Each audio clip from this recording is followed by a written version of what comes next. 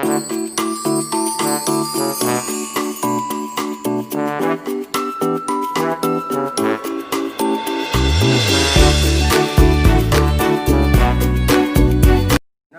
संस्कृताय। संस्कृत कक्षा में आपका स्वागत है। मैं प्रतीत राम वर्मा, असिस्टेंट प्रोफेसर, श्री गांधी महाविद्यालय, सिधौली, सीतापुर। आज मैं BA भाग 3 के अंतर्गत तृतीय प्रश्न पत्र दर्शन, संस्कृत एवं संस्कृत साहित्य का इतिहास के अंतर्गत भारतीय संस्कृत पढ़ाने जा रहा हूँ। भारतीय संस्कृत बहुत आसान है, इसमें थोड़ा बहुत समझने की बात है।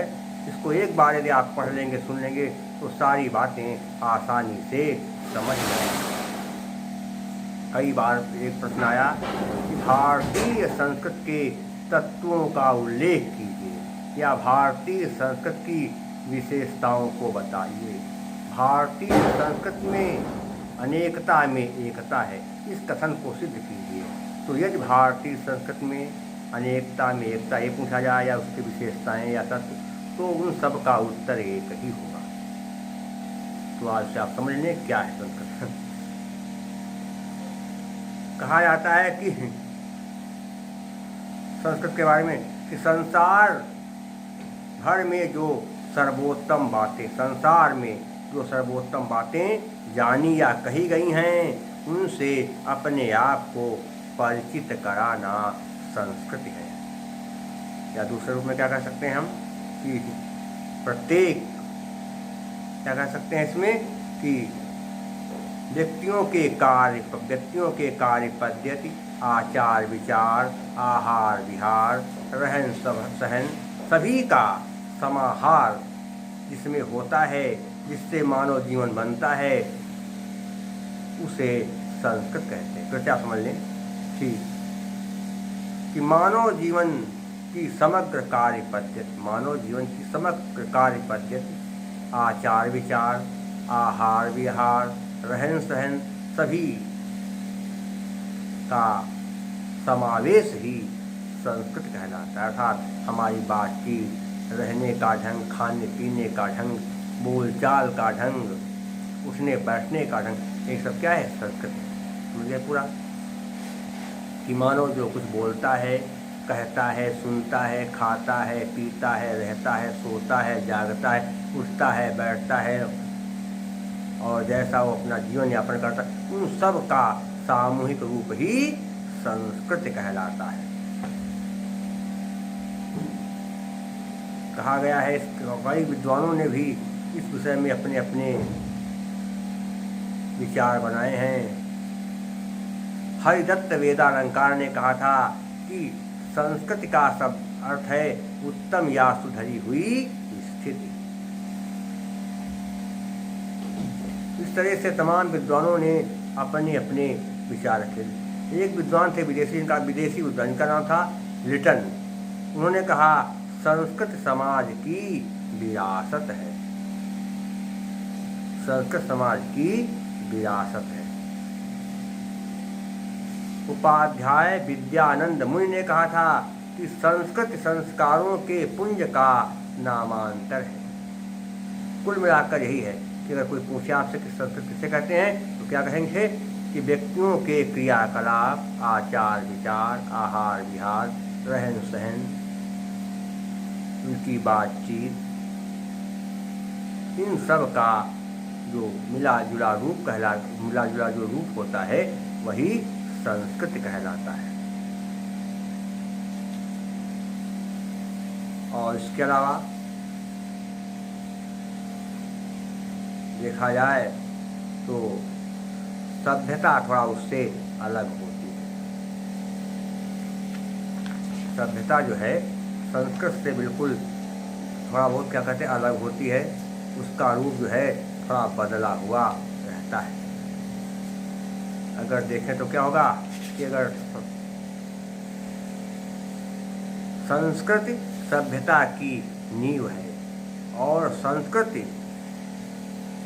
सभ्यता की नींव है। संस्कृत सभ्यता से ही पनपती है। सभ्यता बाह्य पक्ष है और संस्कृति आंतरिक पक्ष है। सभ्यता शरीर है और संस्कृति आत्मा है। शरीर क्या है? सभ्यता। और संस्कृति क्या है? उसकी आत्मा है। सभ्यता का अनुकरण संभव है, लेकिन संस्कृत का अनुकरण करना बड़ा कठिन है। सभ्यता भौतिक साधनों से संबंधित है और संस्कृत कला, धर्म, साहित्य और नैतिकता से संबंधित है। सभ्यता कथनीय है, वर्णनीय उसको कह सकते हैं, लेकिन संस्कृति अवर्णनीय है। मानव प्रयासों का फल सभ्यता है और साध्य रूप में मानी जाने वाली बातों का परिणाम संस्कृत है। सभ्यता का संबंध उपयोगिता से है और संस्कृत का संबंध मूल्यों से है। सभ्यता व्यक्त दिखाई देती है, लेकिन संस्कृत दिखाई नहीं देती है। एक सभ्यता संसार भर में फैल सकती है, लेकिन एक संस्कृत संसार में नहीं फैल सकती। एक सभ्यता तो सब जगह जा सकती है, अंग्रेज सब जगह देखे गए, अपना उन्होंने क्या किया, प्रचार प्रसार किया, अंग्रेजी को लागू करवाया, लागू हुई, लेकिन संस्कृत सब जगह नहीं फैल सकती। पहले संस्कृत पैदा हुई, सभ्यता उसके बाद में विकसित होती है। सभ्यता वो वस्तु है जो हमारे पास है। सभ्यता वो वस्तु है जो हमारे पास है और संस्कृत वह गुण है जो हम में व्याप्त है, मन में समाया हुआ है। सभ्यता विचारों से संबंधित है और संस्कृति आचारों से संबंधित है। इसलिए ध्यान रखें, सभ्यता पुष्प है और संस्कृत क्या है? आत्मा है।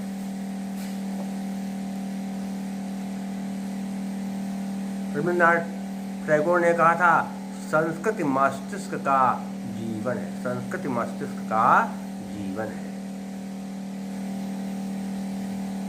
इस तरह से अनेक विद्वानों ने सब अपने अपने बारे में बताया। फिलिप बाबी ने कहा था कि मानवीय व्यवहार के समस्त विशिष्ट रूप संस्कृत के अंतर्गत आ जाते हैं। कुल मिलाकर यह है कि आचार, विचार, रहन सहन, क्रियाकलाप, बोलचाल, ये सब संस्कृत कहलाती है।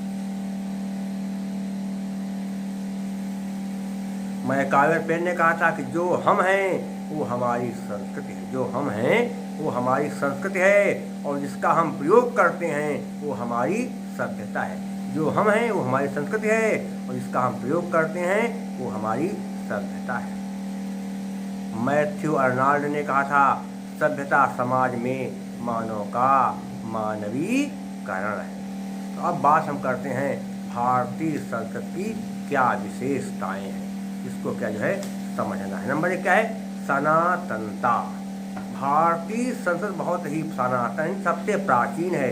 विश्व में तमाम संस्कृतियाँ आई चली गईं, उनका कुछ अता पता नहीं लगा, लेकिन जो भारतीय संस्कृति है वो बहुत ही प्राचीन है और इन सबसे कह सकते बहुत प्राचीन है। पहले भी थी, आज भी है और ये हमेशा बनी रहेगी। इसकी धारा लगातार चलती रहती है। संस्कृत में क्या विशेषता है कि दीयताम, मैंने जो तुम्हारे पास दान करो, दयाताम, दया करो लोगों के ऊपर, दम्यताम, और अपनी इंद्रियों को नियंत्रण में रखो। इसका संदेश सुनते रहो और सुनाते रहो।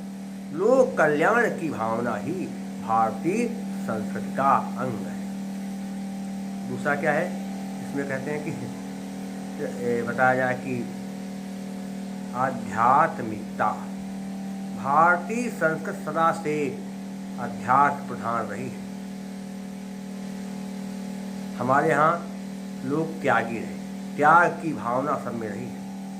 अपने सुख के लिए नहीं जिए लोग, दूसरे के सुख के लिए जिए और अपने दूसरों के सुख के लिए यहाँ के लोगों ने अपने सुखों का त्याग कर दिया, बलिदान कर दिया। महादधित ने अपनी हड्डियों का दान कर दिया। मौर्धन राजा ने भी अपने पुत्र को बलिदान कर दिया।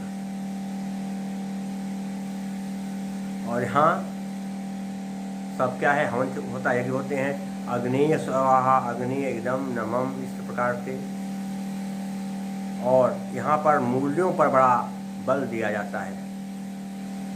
ये माना जाता है कि जो आत्मा चींटी में होती है, सिकुड़ करके चींटी में पहुँच गई, वही आत्मा जब हाथी में जाती है तो आत्मा फैल जाती है, पूरे हाथी के शरीर में फैल गई, बड़ी भारी हो गई, और जब चींटी में गई तो छोटी सी हो गई। तो क्या है? आध्यात्मिकता। यहाँ के लोग पाप पुण्य, स्वर्ग नर्क, आत्मा परमात्मा में करते विश्वास करते हैं, भगवान में विश्वास करते हैं, ईश्वर जीव में विश्वास करते, मानते हैं उसको। इसलिए यहाँ की जो संस्कृति है क्या है? आध्यात्मिक है। लोगों में यहाँ अध्यात्म की भावना, स्वर्ग नर्क जीव ईश्वर है, पाप पुण्य, इन सब में जो है विश्वास करते हैं।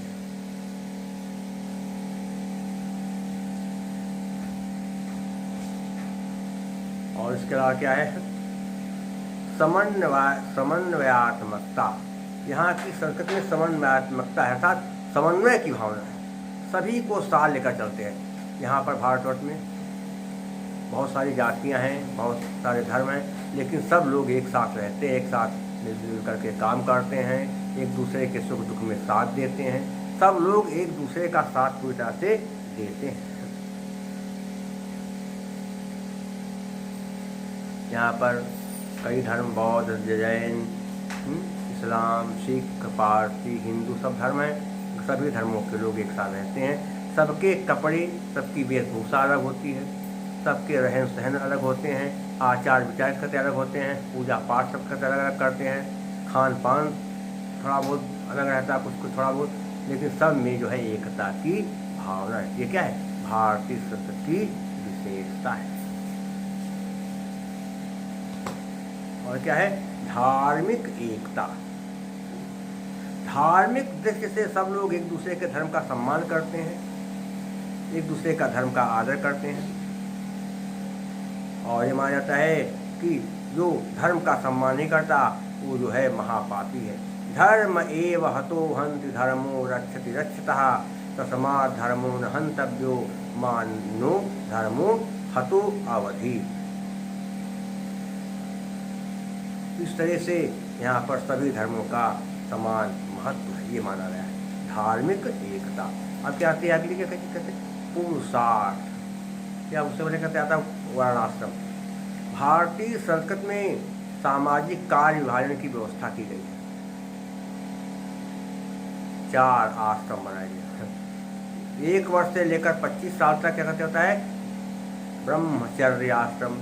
उसमें बालक बड़ा होता है, पढ़ता लिखता है, सत्कर्म करता है, और फिर जब 25 साल से करते ज़्यादा बड़ा हो गया, 26वां करते लग गया, तो वह गृहस्थ आश्रम में प्रवेश करता है और दैनिक क्रियाकलाप करता है, परिवार का भरण पोषण करता है, समाज के कल्याण में योगदान करता है। फिर 51 साल होने पर क्या करता है? वानप्रस्थ आश्रम, वनवासियों जैसा जीवन व्यतीत करता है, और 75 साल पूरे होने पर 76वें साल में संन्यास आश्रम को ग्रहण करता है। घर छोड़ देता है, बीमार होने पर दवाई नहीं करता है, हर प्रकार से त्यागमय जीवन व्यतीत करता है।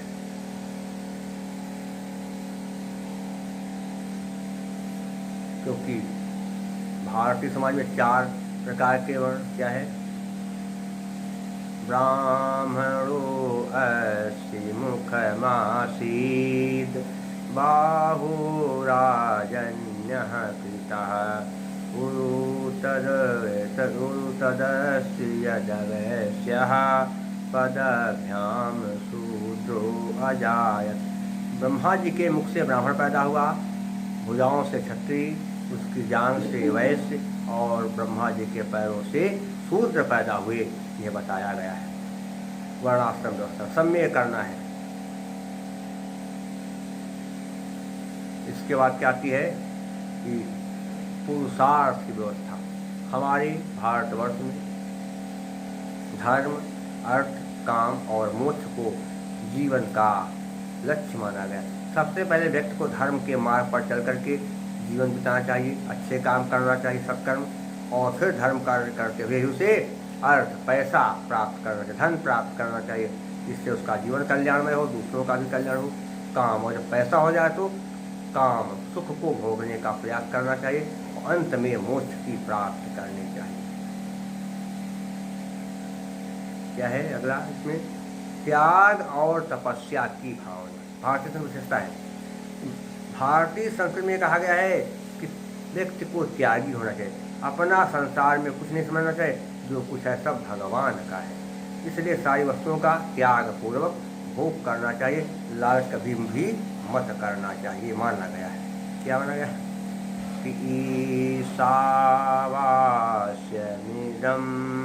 सर्वयत् किंच जगत्याम जगत् तेन तेन भुञ्जीथा मा गृहः कस्विद् धनम्। अर्थात सारी वस्तुओं में ईश्वर व्याप्त है, फैला हुआ है, इसलिए संसार की प्रत्येक वस्तु का त्याग पूर्वक भोग करो, लालच मत करो, क्योंकि धन किसी का नहीं, आज आपका है कल दूसरे का हो जाएगा। वाक्य यहाँ के लोग थे बड़े तपस्वी थे, त्यागी थे, विश्वजित यज्ञ करते थे। कुछ विद्वान विश्वजित करते थे और उसमें जो धन उनको मिलता था उस सारा धन वो दान करते थे। कुछ राजा जो थे विश्व यज्ञ करते थे, राज्य सारे संसार को जीत लेते थे, इसके बाद विश्व यज्ञ करते थे और जो धन उनको मिलता था उस सारे धन का करते वो दान कर देते थे। महाराज रघु ने सारे संसार को जीत लिया, इसके बाद उनके पास कौत्स आ गए, 14 करोड़ स्वर्ण मुद्राएं मांगी, लेकिन उनके पास कुछ नहीं था, मिट्टी के पात्र थे। तो उन्होंने कहा मैं चला जाऊंगा, यहाँ से कुछ मिलेगा नहीं, कि नहीं रुक जाओ हम व्यवस्था करेंगे। तो फिर राजा रघु ने कुबेर पर आक्रमण करने, कुबेर के यहाँ आक्रमण करने की योजना बनाई। तो कुबेर डर गए, उन्होंने राजा रघु का खजाना धन से भर दिया और उस धन को उसमें से 14 करोड़ उन्होंने कौत्स को दे दिया। तो राजा रघु ने मिट्टी के पात्र से काम चलाया, लेकिन जो धन उनको मिला उसका सारा उन्होंने दान कर दिया, विश्वजित यज्ञ किया। धर्म, भारतीय संस्कृति में धर्म का बहुत ऊंचा स्थान है। धर्म के आधार पर ही ये टिकी हुई है। धर्म ही वो शक्ति है जो धारण करती है और धर्म ही सब प्रकार का कल्याण कराने में समर्थ है। धर्म के द्वारा ही हम सब कल्याण प्राप्त कर सकते हैं, सुखमय जीवन अपना सकते हैं। इसके अलावा क्या है यहाँ पर भारतीय संस्कृति विशेषता कि विश्व बंधुत्व की भावना। भारतीय संस्कृति में वसुधैव कुटुंबकम का नारा दिया जाता है कि सारे संसार को अपना परिवार ही माना जाता है, सबके प्रति भाईचारे की भावना रहती है और सबके कल्याण की कामना भी भारतीय संस्कृति की विशेषता है। कहा गया क्या कि सर्वे अपि सुखिनः सन्तु सर्वे सन्तु निरामया। और कहीं कहीं मिलता है कि सर्वे भवन्तु सुखिनः सर्वे सन्तु निरामया सर्वे भद्राणि पश्यन्तु मा कश्चित् दुःख भाग भवेत्। सभी सुखी हों, सभी निरोगी हों, सभी कल्याण को देखें, कोई भी व्यक्ति दुखी न हो, ये भावना भारतीय संस्कृति की है। राष्ट्रीय भावों की प्रमुखता। भारतीय संस्कृति में राष्ट्रीय भावनाओं पर बड़ा बल दिया गया है। कहा गया है उत्तिष्ठत जागृत प्राप्त वरान्य बोधत। उठो जागो और अपने लक्ष्य के प्राप्ति के लिए हमेशा संघर्षशील रहो। कौटिल्य का अर्थशास्त्र, वाताश्रयन का काम सूत्र, वराहमिहिर की बृहत संहिता और का की जो है इस क्षेत्र में जो है बड़ा महत्वपूर्ण योगदान कर रहे हैं ग्रंथ। कालिदास भवभूति जैसे नाटककार, अश्वघोष, माघ, भारत बात एवं कल्हड़ जैसे ऐतिहासिक रचनाकारों ने भी अपने साहित्य में जो है राष्ट्रीय भावनाओं को प्रमुखता दिया है। क्या कहा है कि गंगा च यमुना चैव गोदावरी सरस्वती नर्मदा सिंधु कावेरी जलेऽस्मिन् सन्निधिं कुरु। भारतीय संस्कृति में संस्कारों का बड़ा महत्व है। जो भारतीय संस्कृत है उसमें हिंदू धर्म में और क्या कहते हैं और भी कई धर्मों में संस्कारों को मान्यता दिया गया है, बहुत मुख्य माना गया है। क्योंकि हिंदू धर्म में 16 संस्कार व्यक्त किए जाते हैं, जन्म से लेकर मृत्यु तक 16 संस्कार होते हैं। दूसरे धर्मों में थोड़ा कम संस्कार होते हैं, किसी में 10, किसी में 8, किसी में 11, इस तरह संस्कार होते हैं। तो सभी धर्मों में संस्कारों को प्रधानता दी गई है। प्रत्येक व्यक्ति को शुद्ध करने के लिए संस्कार यहाँ पर किए जाते हैं। ये भारतीय संस्कृति की विशेषता है। कर्मवाद कहा गया है हमारे भारतवर्ष में, भारतीय संस्कृति में ये माना गया कि जो व्यक्ति जैसे कर्म करता है उसी के अनुसार उसको फल मिलता है। जैसी करनी वैसी भरनी, बोया पेड़ बबूल का, आम कहाँ से खां। ये सब क्या है? कर्मवाद पर है। इस हाथ दे उस हाथ का कहते लेखन। ये माना जाता है कि व्यक्ति जैसे कर्म करता है उसी के अनुसार व्यक्ति को फल प्राप्त होता है। अच्छे कर्म करने वालों को जो है सुख मिलता है और बुरे कर्म करने वाले लोगों को हमेशा दुख मिलता है, क्योंकि कर्म पर हमारी संस्कृति आधारित है। मातृभूमि के प्रति अनन्य अनुराग। भारतीय संस्कृति में माता और मातृभूमि को स्वर्ग से बढ़कर कहा गया है। भगवान राम ने लंका विजय के बाद स्वर्णमयी लंका के साम्राज्य को प्राप्त किया, लेकिन उसकी तुलना अपनी मातृभूमि से जब वो करने लगे तो कहने लगे कि अपि स्वर्णमयी लंका न मे लक्ष्मण रोचते, जननी जन्मभूमिश्च स्वर्गादपि गरीयसी।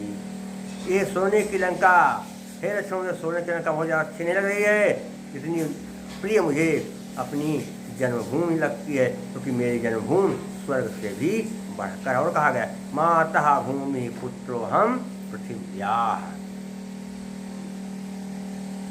इस तरह से और विभिन्न संस्कृतियों का भारतीय संस्कृति में समन्वय किया है।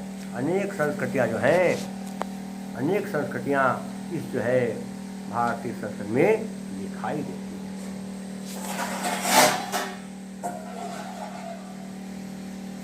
इस प्रकार से हम देखते हैं कि प्राचीन भारतीय संस्कृति या हिंदू संस्कृति का उद्भव ऋग्वेद से हुआ। ऋग्वेद के आर्यों की संस्कृति इतनी विकसित थी कि हम कह सकते हैं कि यह और भी प्राचीन रही होगी बहुत समय बाद, कि संस्कृत का इतना उन्नत रूप आज भी मिलता है।